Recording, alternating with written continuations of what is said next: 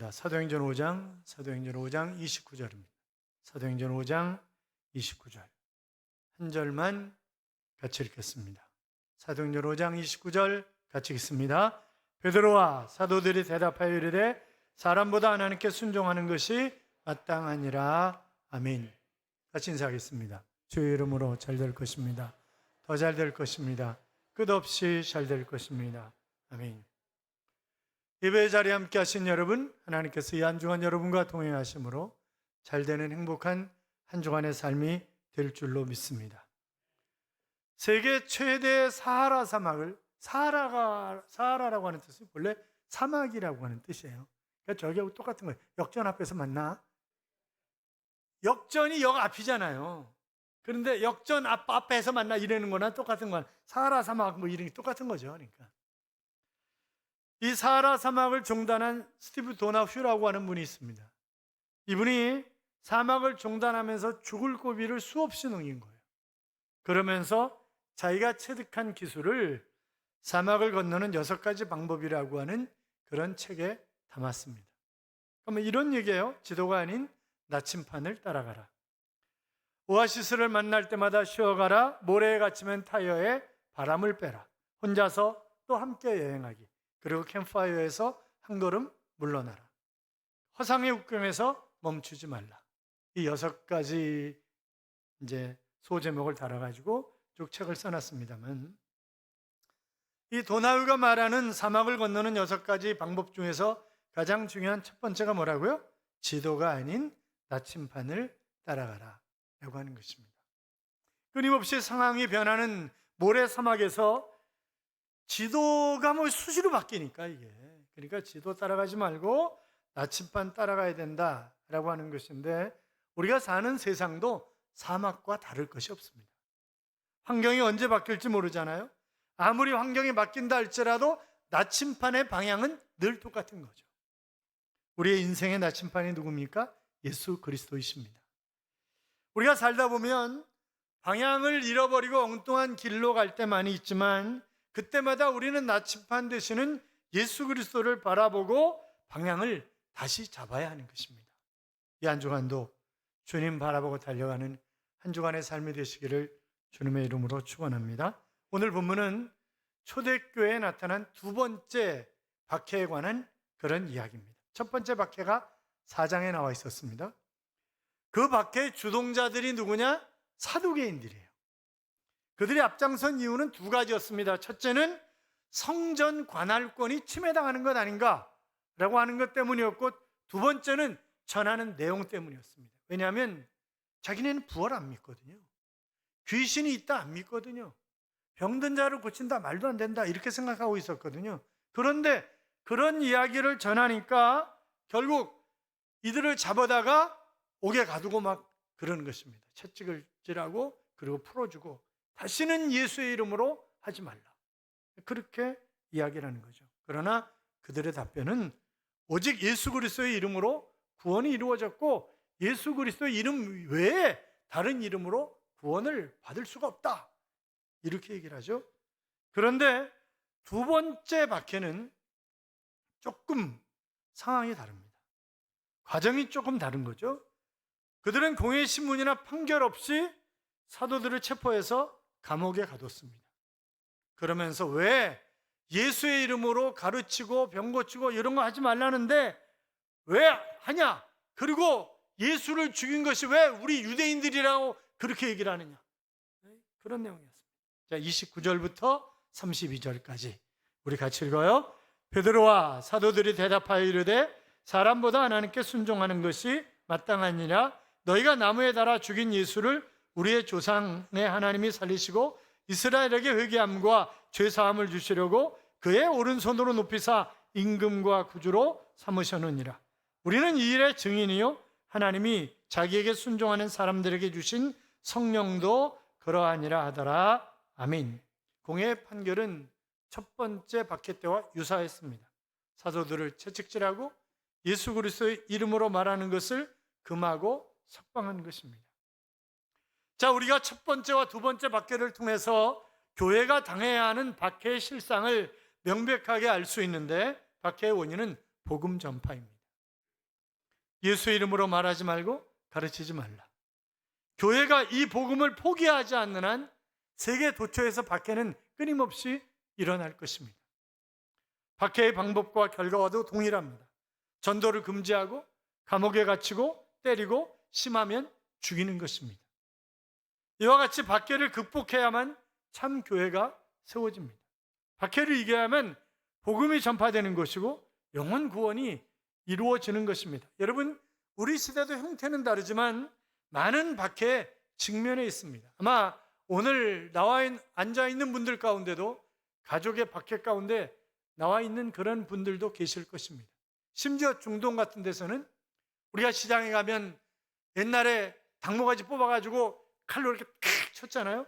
그런 것처럼 사람 목을 그렇게 치기도 합니다. 그래서 금요기도회 때 그런 영상을 보여드렸습니다만 그냥 사람을 세워놓고 그냥 불 질러버리는 거예요. 그런데 그렇게 당할 줄 알면서도 복음을 전하는 것입니다. 왜요? 그것이 주님의 명령이고 그것이 사명이기 때문에 하나님이 나에게 하라고 하셨기 때문에 그렇게 하는 거예요. 자, 박해자들은 사도들을 임의로 붙잡았습니다. 법 절차가 없는 체포나 구금행위는 분명히 불법입니다. 여러분, 우리도 얼마든지 이런 박해를 받을 수 있는데 그런데 사도들을 박해하는 이유가 아주 치사한 거예요. 17절에 보면, 자 17절 봐봐요. 같이 읽어요. 대제사장과 그와 함께 있는 사람 즉 사두개인의 당파가 다 마음의 시기가 가득하여 일어나서 사도들을 잡아다가 옥에 가두었더니, 자 한마디로 뭐 때문에? 시기심 때문에. 그러니까 이 사두개인을 위시한 제사장들이 바로 시기심 때문에 사도들을 가두고 채찍질하고 협박하고 이런다는 거예요. 자, 어떤 식입니까? 많은 군중들이 사도들을 추종하는 것을 싫어하는 거예요. 그걸 시기하는 거예요. 아니 왜 공회원이나 성전 책임자나 혹은 제사장의 지시를 따르지 아니하고 사도들의 지시를 따르고 사도들의 가르침을 받느냐고 하는 것입니다. 그것이 싫은 거예요. 두 번째는 앞서 말씀드렸던 것처럼 복음에 대한 내용 때문에 시기하는 거예요. 부활도 없고 내세도 없다고 가르친 것이 바로 사두개인들입니다. 그들은 영혼이나 귀신을, 기적을 믿지 않았습니다. 그런데 사도들은 영혼 구원을 이야기하고 육체의 부활을 가르치고 귀신을 쫓아내고 예수님의 이름으로 환자들을 고치는 것입니다. 그래서 시기하는 거예요. 또 성전 관할권 때문에 그런 것입니다. 이 사두개인들의 활동 무대가 성전이에요. 그런데 왜 너희가 성전에 들어가지고 일부분을 차지하면서 이렇게 이상한 소리를 해대고 그러느냐? 그래서 시기하는 것입니다. 자, 그래서 사도들을 잡아서 옥에 가뒀어요. 그랬더니 주님의 천사가 그들을 석방시킨 것입니다. 그런데 이 천사가 단수로 돼 있어요. 그러니까 어떤 특별한 임무를 띤 한 천사라는 거예요. 어떤 임무요? 바로 사도들을 보호하고 복음을 담대하게 전할 수 있도록 그들을 지켜주는 그런 역할을 하는 그런 천사라고 하는 것입니다. 여러분, 이런 것을 보면 이것은 분명히 영적인 싸움이다, 그렇게 이야기를 할 수 있습니다. 교회가 박해를 당하고 박해에 대항하는 것은 영적 싸움입니다. 세상 권력과의 싸움이 아니죠. 신령한 전투를 하는 것입니다. 천사는 사도들을 풀어주기 위해서 세상 방법을 사용하지 않았습니다. 문이 닫혀 있습니다.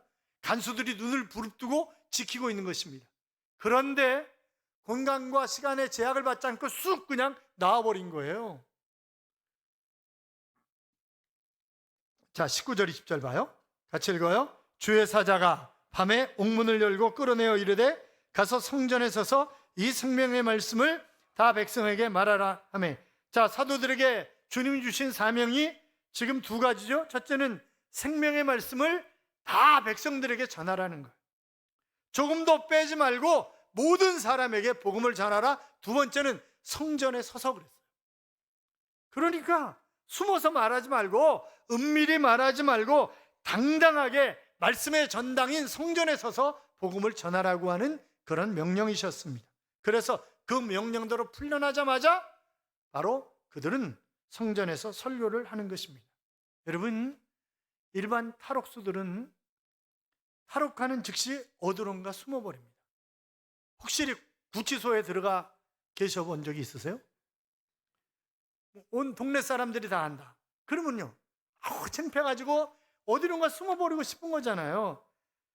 그런데 지금 이 사도들은 세상이 불법 구금을 한 사람들입니다. 그러니까 뭐 체포당하는 것이 두려운 게 아닌 거예요. 창피한 게 아닌 거예요. 그래서 당당하게 성전에 서서 설교를 하는 것입니다. 세상이 요구하는 교회는 어떤 교회일까요? 봉사활동을 잘하고 세상 사람들에게 뭔가 서비스를 좀 잘해주는 교회. 목사가 코미디언 같이 즐겁게 해주고 유일성이나 절대성을 말하지 않고 한마디로 라이온스 클럽이나 로타리 클럽 같은 그런 교회를 세상 사람들은 바라는 것입니다.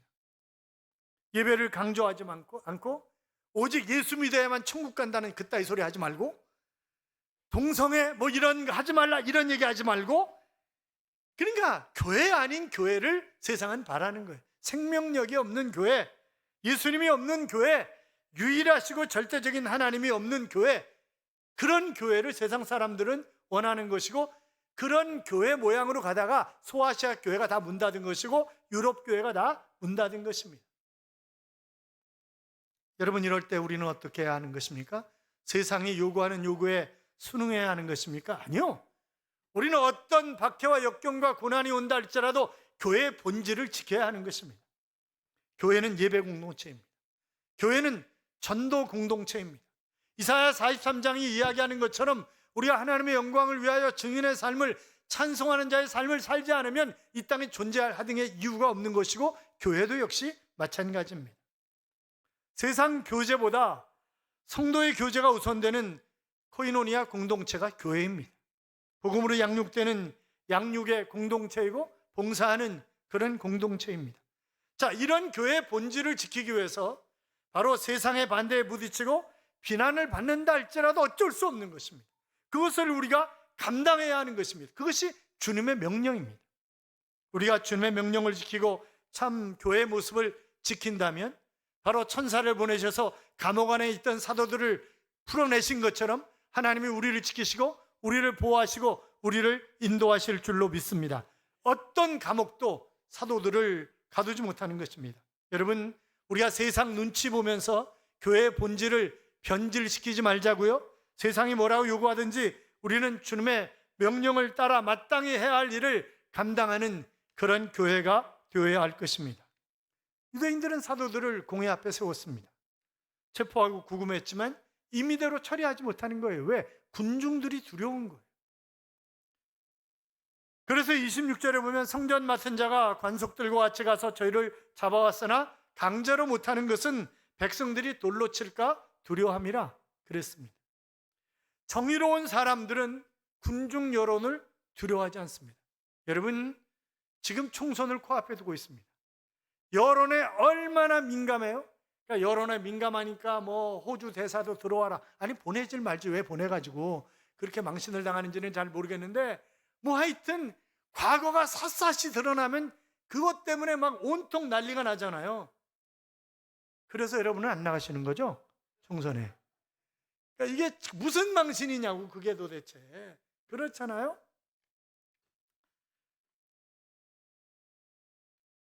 자, 지금 사실상 이 사두개인들, 사내들인 공회의원들, 이들이 지금 두 번째 박해에서 지금 이제 성전 나가서 막 성전에서 설교하고 이런 사람들을 다시 붙잡았어요.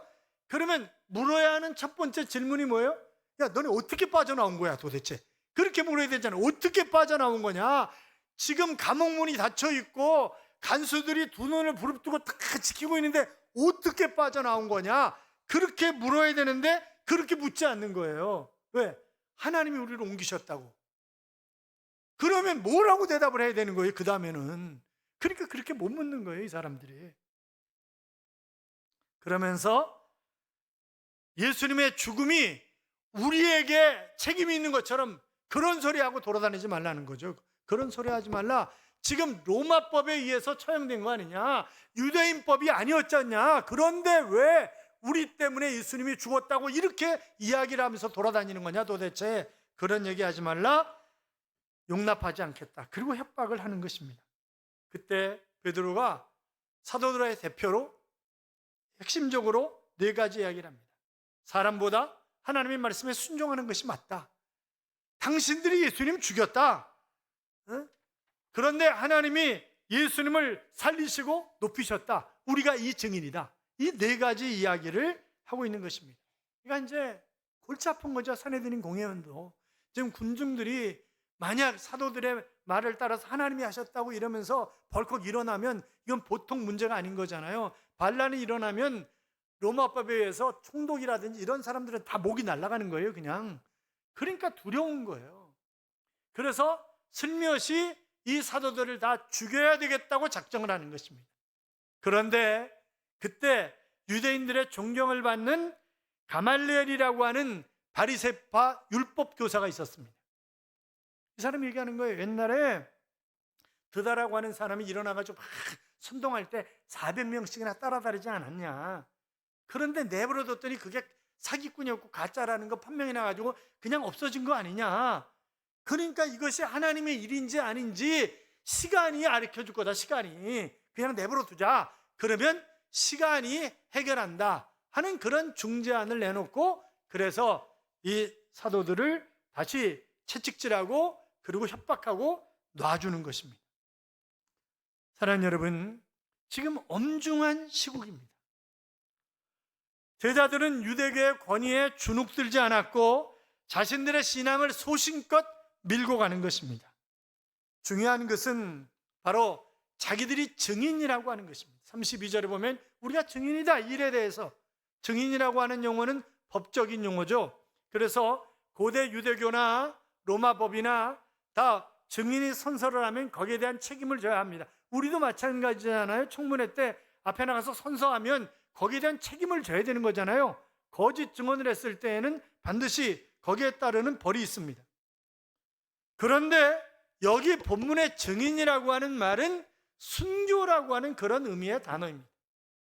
자, 그러니까 그들의 정체성을 증인이라고 고백했다고 하는 이야기는 우리는 순교를 각오할 정도로 바로 우리의 믿음은 그런 믿음의 반석에 서 있다라고 하는 것을 고백하는 그런 고백이다. 이렇게 얘기할 수 있을 것입니다.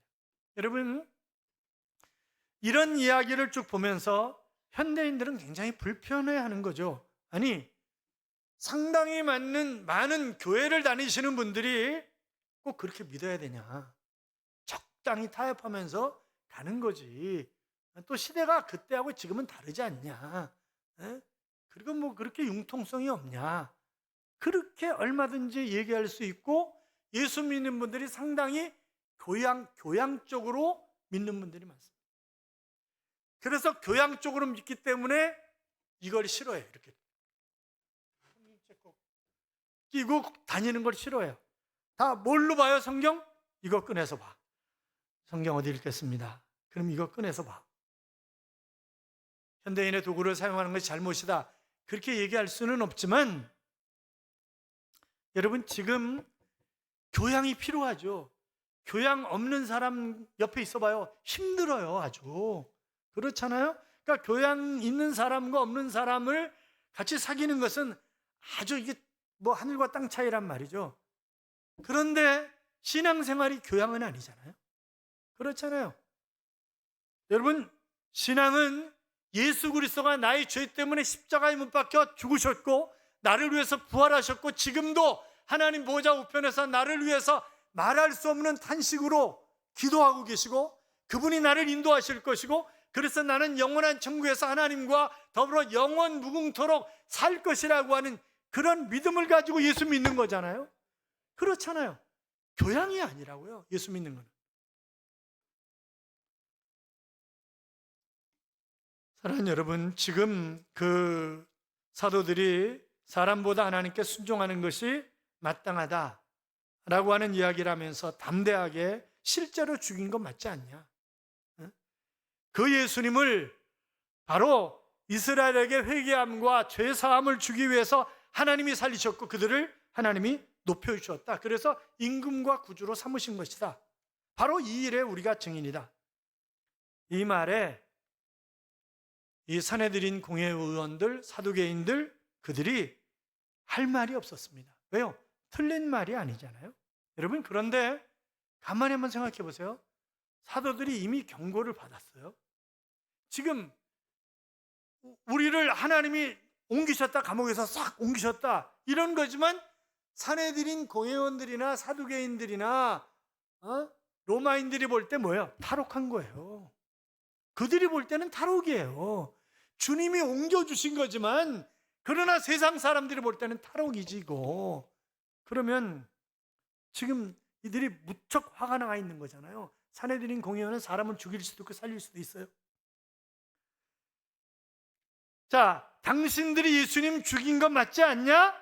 당신들 말 듣는 것이 하나님 말씀 듣는 것보다 옳은가 판단해보라. 당신들 가운데 제사장들도 있지 않냐? 그러면 하나님의 말씀 들어야 되는 거 아니냐? 여러분, 지금 이 당당함이, 그런데 주님은 무소부재하신 하나님이십니다. 믿으십니까? 그러면 주님이 그 자리에 계시다고 생각해 보세요. 주님이 얼마나 감동하셨을까요? 그렇잖아요.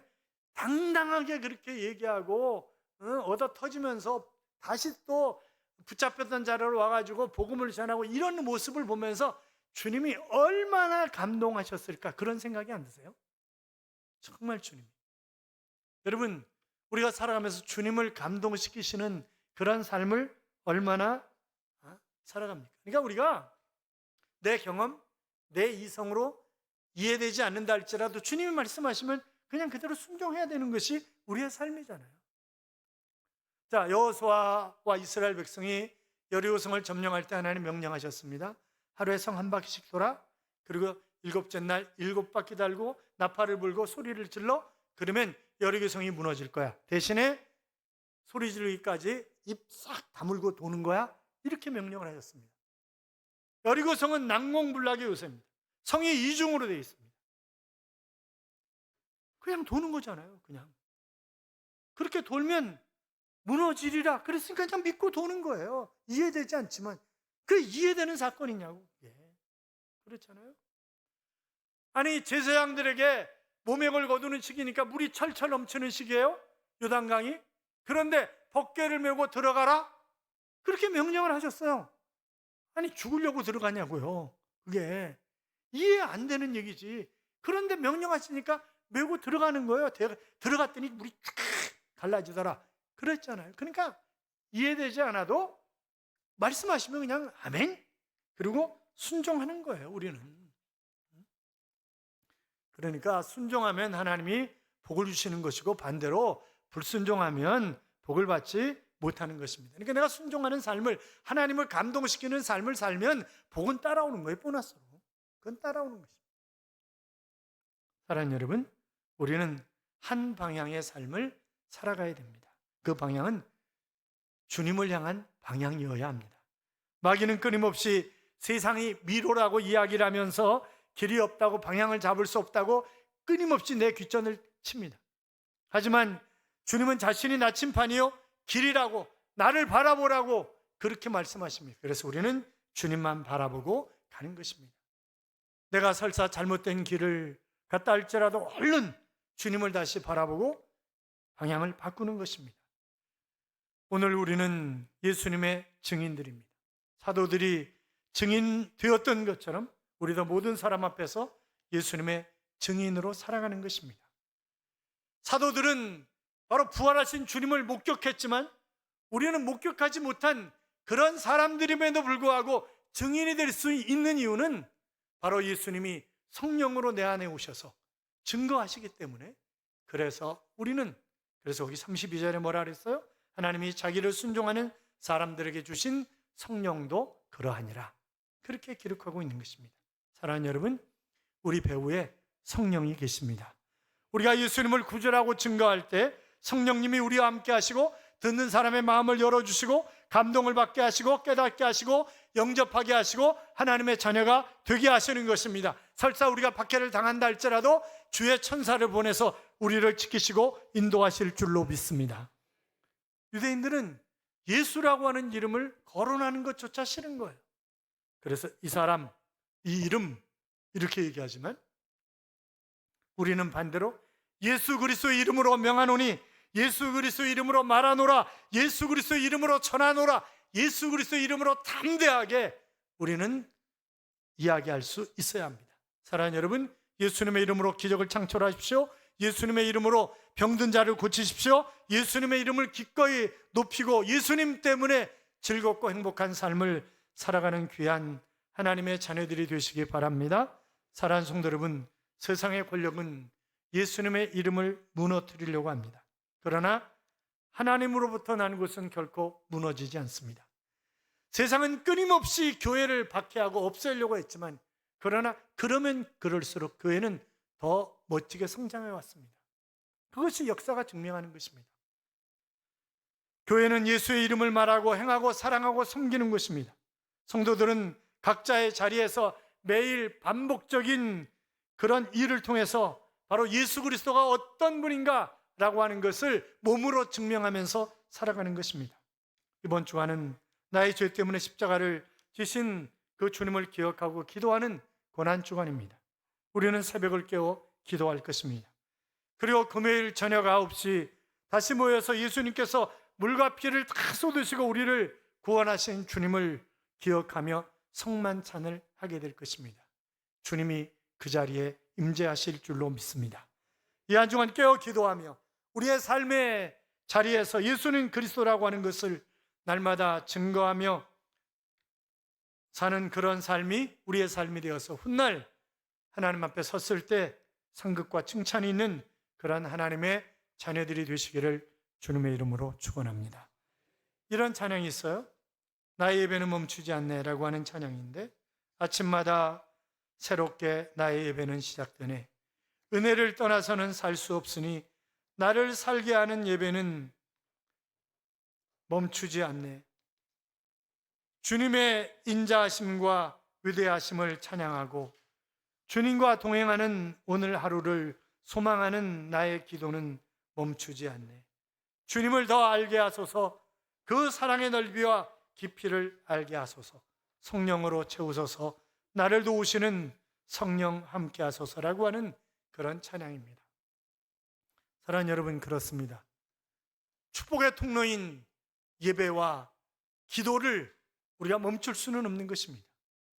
예수가 그리스도라고 하는 사실을, 그분이 나의 주님이시며 그분이 나의 주인이시라고 하는 사실을 증거하는 것을 우리는 멈출 수가 없는 것입니다.